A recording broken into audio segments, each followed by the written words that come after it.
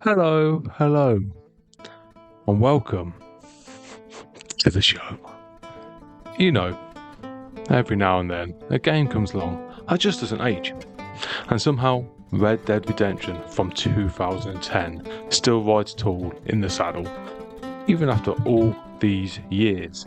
This was Rockstar at their absolute peak. Cinematic storytelling, massive open worlds, and the kind of polish that makes you wonder if they had a time machine hidden in their offices. Because seriously, this game still looks incredible for like an Xbox 360 title. It really does, guys. And when you play as John Marston, one of the best video game characters ever written. He's rough around the edges, sure, but he's got this quite quiet sense of humour that makes him one of Rockstar's most believable protagonists ever. He's a man trying to leave his outlaw life behind, forced to hunt down his old gang members so the government won't tear apart his family. And honestly, guys, absolute honestly, that setup alone still hits hard. Today, it hits hard because Red Dead Redemption isn't just a cowboy game. It's a story about redemption. It's about family and the price of your past catching up with you. Because now, the story itself, it's solid. Like, really solid. Every mission feels like it pushes the narrative forward.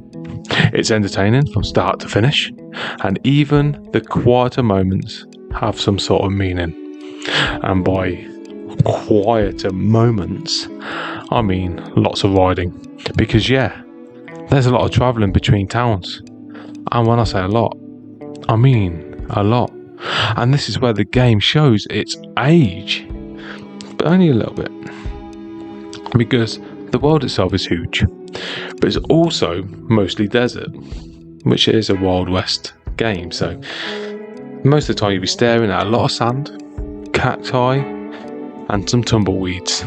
I get it, I do get it. Like I said, it's a Wild West, so that's the kind of the point of the game. But after the 200th mile of riding through brown dirt, you start wishing for a Starbucks or something, because you need that coffee to keep your adrenaline going.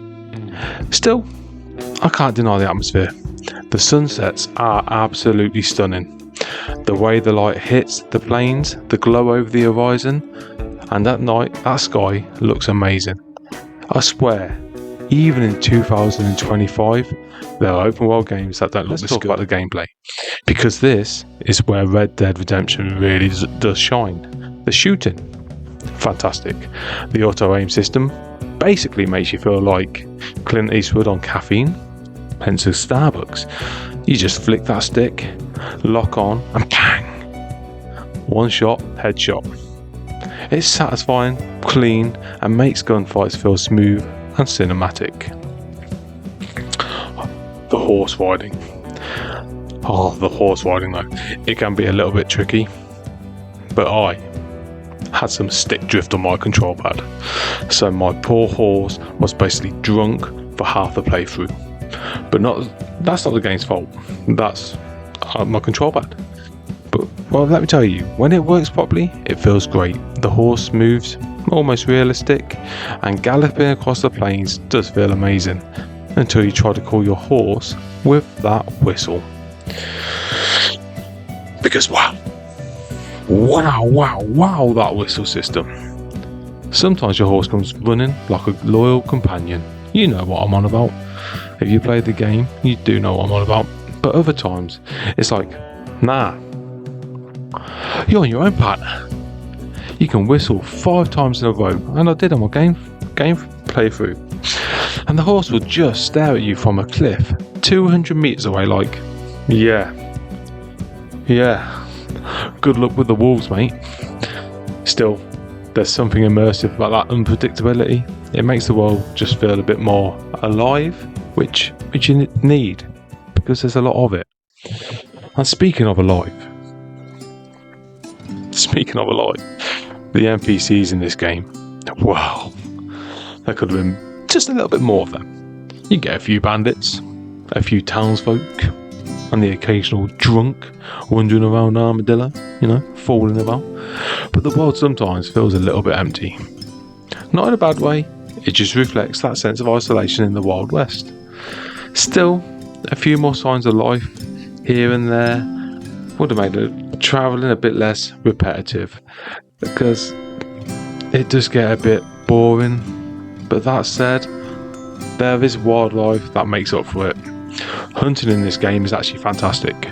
You can track, skin and sell your catches, and it's surprisingly quite addictive. The way the animals react, the sound design, and those little tense moments when you hear a cougar growl behind you, that's brilliant. It really is brilliant. And the bears, when they roar behind you, you want to go. There's one thing that still blows my mind, and that is, right, really think about this. This is a 2010 Xbox 360 game. You look at the lighting, the reflections, the animations, and you think this could have been actually released yesterday. It had no right being this good.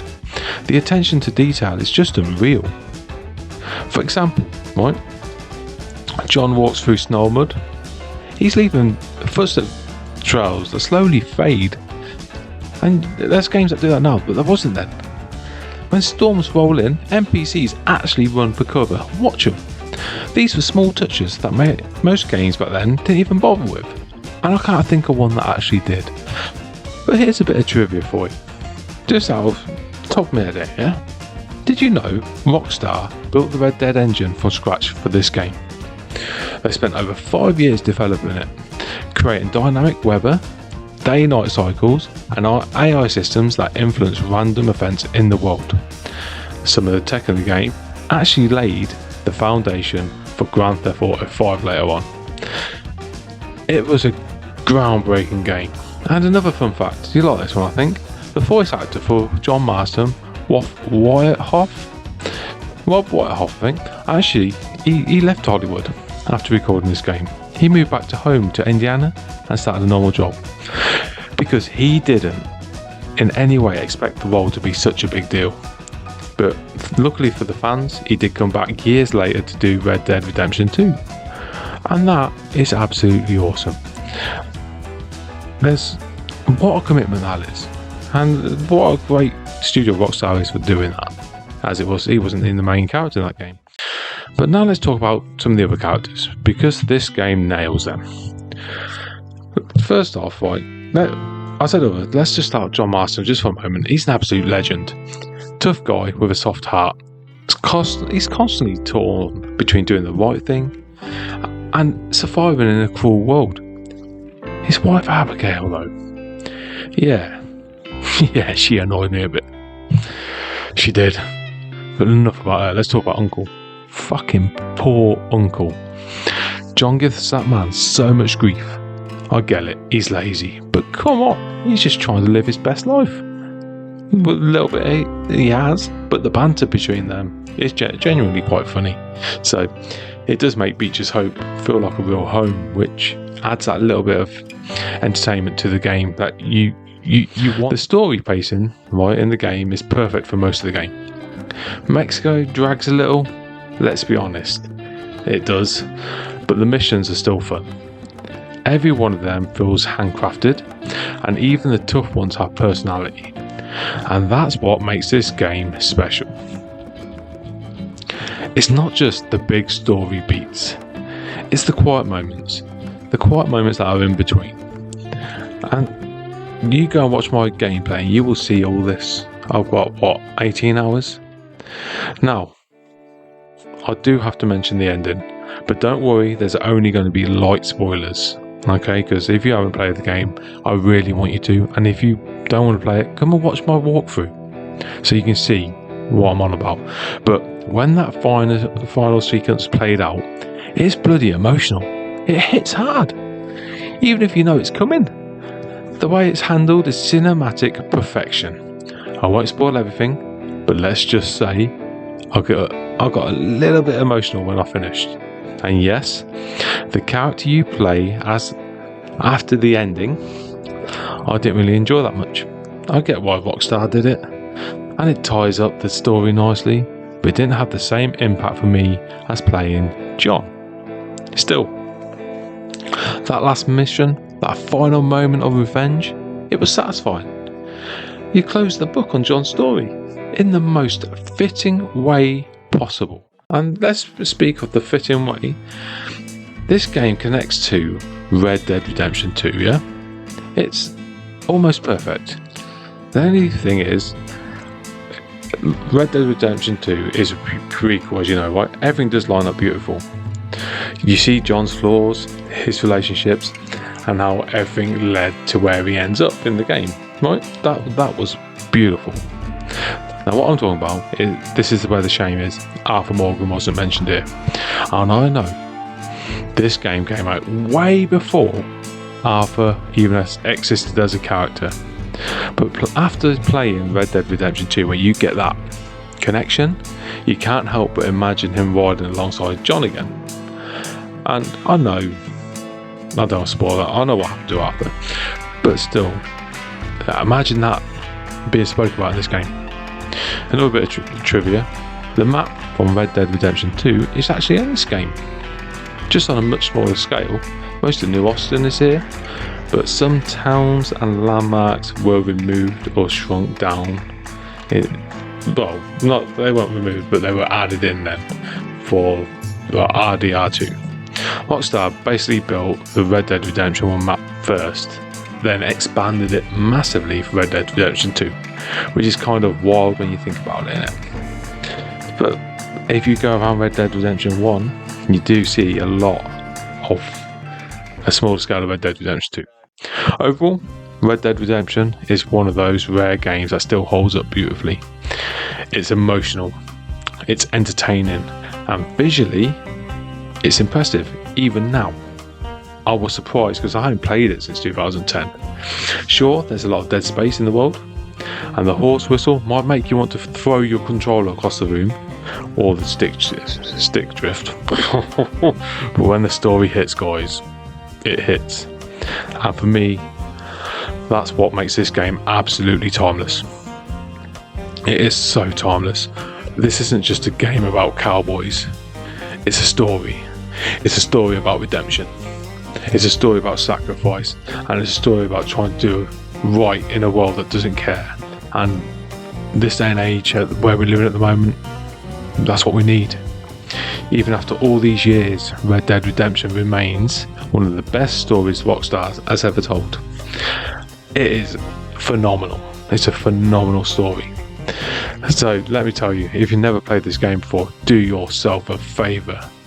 Go grab a hat, a cowboy hat. Go get your horse saddled up and ride into the sunset with John Marston. Because even in 2025, this game still stands tall as one of the greatest open world adventures ever made. Absolutely. And guys, that's my review. That is my review.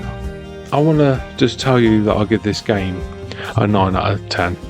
I'll give that a 9 out of 10 because I personally think Red Dead Redemption 2 is a 10 out of 10. And the graphics and the voice acting is a little bit better. The horse ride, everything's just upgraded to make that game a 10 out of 10. So this game is a 9 out of 10. We could do Red Dead Redemption 2. Please leave a comment if that's what you would like. But I'm not going to do it. There's no comments because it is such a long game, and this is a longer game than I thought as well. But thank you for listening to this review. I hope this connected with you. I hope you feel the need to go grab this game and play it, because everyone deserves just to have a bit of fun in this game.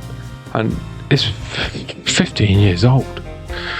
But thank you for listening. Please like the video, it means so much. Please go and have a look at my playthrough. Yes, it's long, but just watch an hour here and there. It would mean the world to me. And like it. Subscribe to my channel if you can, guys. I'd love to have you with me. And if you can, press that notification bell. You'll get every video that comes out. I'll be streaming at least twice a week, and a video will be dropping out every so and then with the full gameplay and the review of the game that I've been streaming. So once again, thank you. Have a good evening, have a good morning, have a good afternoon. That's a great jammer, signing off.